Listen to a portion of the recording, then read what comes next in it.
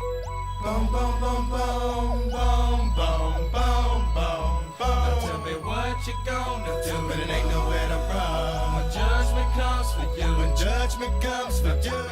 99th and St. Clair. It's where it all started in Cleveland for our next driving Cleveland guest. Come along for the ride. We're going to pick up Wishbone from Bone Thugs and Harmony.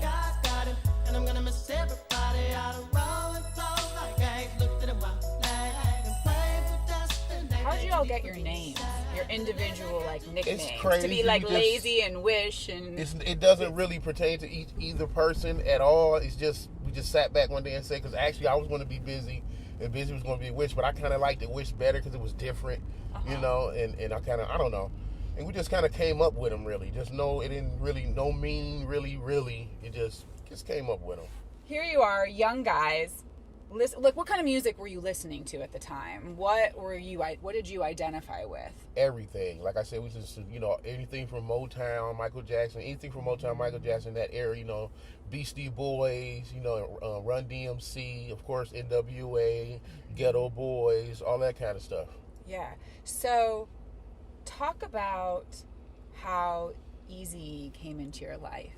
Well, Eazy was an underdog then, and we kind of hated what was going on with him, so it was our mission to get with him because we wanted to kind of uplift his whole situation. So that was our mission, and it took one-way bus tickets, a whole lot of phone calls. I believe Crazy and Busy actually got to rap for him on the phone, and then they figured out that he had a show here in Cleveland. How'd they even get on the phone with him? His secretary just kept calling, just persistence, just kept calling.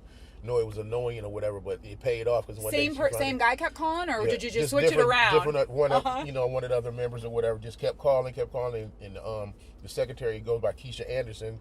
Much love to her. She always told us, "I'm gonna get him on the phone. Y'all just be patient. I'm gonna get him on the phone," and she finally did. And then he had a show here in Cleveland, so had to hustle up one-way bus tickets to get all the way back to Cleveland to open up the show here for him, and then we got backstage. Okay, so you're from Cleveland. Right. But you went out to LA because you thought that's where the land of hopes and dreams all go, right? So you go to LA thinking maybe you'd meet Eazy there, but instead you find out he's going to be in your hometown of Cleveland. Right. So you got to get back here. No way we can miss him here. We already got Cleveland on lock.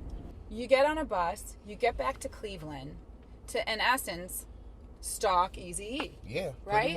Pretty much. And so what did you do? Just try to hang out backstage after a show? Well, no, we knew the people throwing the show. So, like I said, we were really known locally for rapping and everything. We had won a lot of talent shows and whatnot. We made a name for ourselves here. So we knew the people throwing the show, and they just let us open the show for him. We were the openers that night, and we got to meet him backstage. Where actually, I think Busy and Lazy got backstage. Everybody else could get backstage, and they got in front of him. He had us meet him at the hotel, and he told us he'd send for us the next day. He had to, love our get up and go, because we were real persistent. Like I said, we wasn't taking no for an answer. That wasn't happening. And that's something that he loved, right? He saw the fire in you. Definitely. So, what did he tell you, that he needed to package you a certain way, or he just wanted you to do what you did? He told us he didn't want us, only thing he wanted us to change, because we were Bone Enterprise, he wanted to change our name because we use so many harmonies. He came up, actually, it was his idea to be Bone Thugs and Harmony.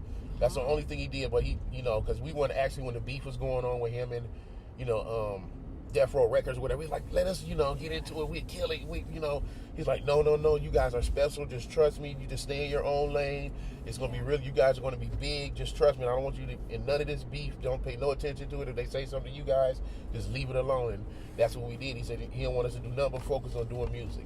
Did you, by the way, see Straight Outta Compton? Of course, we went to the premiere. I gotta tell you, because I've been a film critic for a long time. I thought that was the best movie in the year. It was I really, thought it should have really won. accurate and good. It really was. They could have showed more Bone Thugs, but Right? I know, exactly, right? That was the only part they missed out on. When did you know that you had really made it into the mainstream? I would say honestly when Eazy-E was in Cleveland with us and we were shooting our first video. To see all those lights in our neighborhood, we come from the hood. Yeah. To see the cameras and the lights and all the big, the trucks for the, equipment and all that stuff just in our hood for us, that was a real big eye-opening moment for me. You go see somebody like say Snoop Dogg, we gonna tour him from on the 5th of December this year. It's like to see him, you know, Ice Cube and, you know, Dr. Dre, or just anybody in the industry when we do, like, especially festival concerts when there's a million artists there and they just come up to us like, oh, we love you guys. It's like we sitting there starstruck, but they starstruck at the same time. It's like a weird situation. Like, I love you. No, I love you. Wait. We love each other. Okay, it's all great. It's all good. I know. It's cool when that sort of love fest happens, right? Because you have such an appreciation for what each other do. What about the whole, like, East Coast, West Coast thing? You guys, you never really seem to get wrapped up in that. No, that's one thing that he told us. That, you know, he told us we wanted to. Don't get me wrong. We definitely wanted to, but thank God we didn't, because that's one thing Easy always stressed to us, that, you know, he didn't want us to be involved in that. He always thought we were bigger than that. You know, we had something different to bring to the game. And he was right. He had a hell of an ear, obviously. And he was right. But that's something we never indulged in just because he didn't want us to. And that was the only reason why. So did he also have the foresight to know that it was going to be better for you to play well with both sides? Yes, definitely. I'm sure that's something he was thinking of. It's part of it as well, yeah. This was the first big, like, breakout. First album, yeah. The first one was just the EP, Creeping on Summer. And it just has, it's very catchy. You know, it just has that, like, just has good rhythm to it. You all contribute pretty equally, though. Yeah, don't definitely. You? We all consider ourselves the Michael Jackson of our group. Ain't nobody bigger than nobody. Did you ever meet Michael Jackson, by the way? Never. I wish. Is that like one concert you wish you went to? Definitely.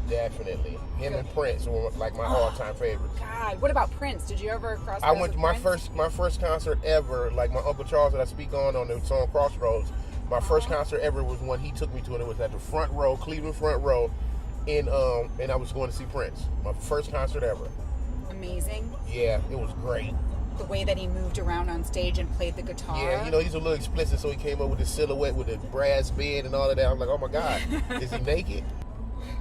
Grammy, Crossroads, right? yes, the ma'am. Crossroads. And do you just say the or the, like, because it's THA. Right. So I mean, help me be down with it though. Like, right. It's the. Either way you get it out, as long as you get Crossroads, it don't matter what the. Because I wore rugbies and Keds, so I wasn't very cool. I was probably a little dorkier. Okay. When this song came out. What about that? Let's talk about winning a Grammy. Never ever even after the success, you know, with the first few singles, never ever did we really like shoot for that or, you know, guide our careers towards that. It was just, this song was really big to us because actually this version is a remix.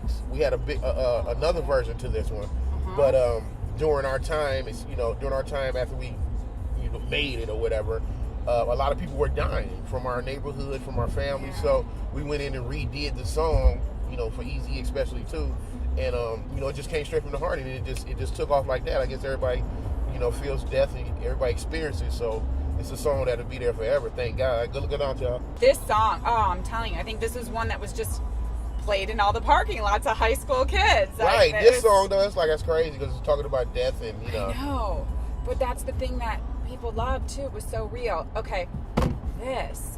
Okay, now I gotta tell you. Oh, this one, Phil Collins. This is one of my favorites too. Just it sounds stupid. Here I am going, this is dope. Like, this is a dope song. Yeah. This is the song where, okay, so you take an old Phil Collins hit and you made it better. Right. That doesn't usually happen when you do a part two, right? The sequels are never better. Especially people as big as Phil Collins, they would never agree to something like that unless they liked it themselves, you know? How did that phone call go? Like, how did this even come to be that you're like... Craig came up with this whole concept. Crazy One came up with this whole concept and let us think about it, and we're like, yeah, that'd be cool, and we had to get permission from Phil, and he agreed to it. The only thing he said was to shoot the video, we had to come there to Switzerland, and it was cold. Oh my God! It looked cold in that video. Oh my God! It was like that wasn't fake snow, no fake ice or nothing like that. No wind machine. That was real. It was freezing. How long did it take to shoot the video? I think we had like a day and a half shoot. One day with Phil, and then we just did, you know, little spot shoots and stuff all over the country or whatever. And did you have to see this? This is a song. I mean, everybody knows this. Yeah. But by the way, I am very impressed. Like, you'd say it's rapping, like it happened. It's so fast. the words are said so fast. I have such an appreciation for it. If I were to try to sing along, I can't. So you realize what a skill that is. Yeah, definitely. To be able to rap that way. Yeah, it took a lot of practice. A lot of sit-alongs around the fireplace, and just hemming off of each other, and it just came. It was just meant to be, in a sense. Your voices are an instrument too. Do you do anything to keep, do you take singing lessons or vocal lessons? Never. No. Never, nothing like that. You got to work with Mariah. Right, yes, or Mariah. That's the homegirl, Mariah Bone.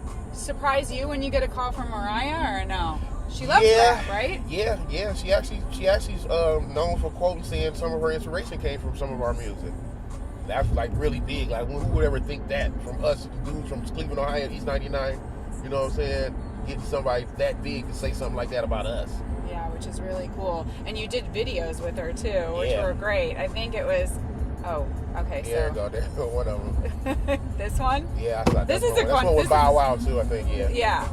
So a song like this, do you put it on your playlist and kind of jam out to it a little bit, or no? Yeah, I don't know. I mostly listen to a lot of old school stuff though. I don't really listen to too much rap or hip hop in the car. There's something about the foundation of being from Cleveland, though, don't you think? Do you feel definitely. like just having to be a little gritty here helped you along the way when you were exposed to? Definitely, the upbringing and who we are definitely accounts for who we are and what we became. Because it's especially from where we're from, it's not easy. It's hard. And I believe, to make really good music, your soul and your heart have to go through something. You have to been through something to be real. Yes. Because we write our own music, you know what I mean? We don't have ghost writers or anything like that. So to be real and for people to feel and be truthful with your music and love your music, you have to be truthful. It has to come from the heart. It has to be some type of real embedded in there, This song that is on the playlist, I'm not playing out loud, but Thug Love with Tupac. How did you meet Tupac, and what do you think of him musically? Tupac was a modern day prophet. He was a genius musically. But I think Bizzy Bone actually met Tupac first, and they went in the studio and started the song, and then we actually came up on it later. But it's a funny story because Tupac was death row, and we were ruthless. So at the point in time, I remember back in the day when Tupac had actually said something referencing Bone. It's like, who's these other thugs? Ain't no thugs. We the only thugs. So, we immediately hold on, wait a minute. But even then, Easy was like, nah, don't y'all bite up into that. Don't worry. The song you did with Biggie, right? Yeah, that was my homie. Yeah. Another, probably then, if he was your homie, then that was another storyline that I'm sure was very sad for you. Yeah, definitely. I saw a video of you and the guys presenting an award. I can't remember if it was American Music Awards or something. We had on black jackets, I believe. And you presented Biggie with an award. Yeah. I think that was American Music Awards. Also somebody who you feel like had much more to give? Definitely. Another genius in the music game that, taken from us way too soon. I don't want to ask God or figure out why too soon, because I ain't ready to find out the answers to all the questions, not too soon, but definitely got taken away from us too soon for us. He was a really cool dude. That was my dude. We did a lot of touring with him, a big tour with him, and, we were fans as well.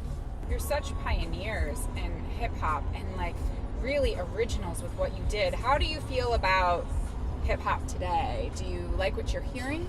Hip-hop today is different. I don't judge or really be opinionated on it because it's different. It's a little different from, me, what we do and what, the past, but that's exactly how it was when we came in the game. We changed and we were different as well. So, like I said, I'm not too opinionated, but a lot of it is crazy when they listen to it. It's like, I'm sure people say that about us too, but I don't be understanding what they're talking about. Okay, so you do feel that way sometimes? Yeah, definitely. Or do you sometimes listen to something and go, I don't even know what they're saying? Definitely, a lot. A lot. So that's why I say I'm not judgmental, because I'm sure people say the same thing about us. I still have a little ways to go. Yeah, what did you say? Get off me, Willoughby? We just cruising. We in a big old Rolls Royce. Exactly. Where do we have to go? You want to drive it? Where do you want to let's just go to. We could go to Toronto if you want. That's kind of far. It might be snowing in Toronto. Yeah.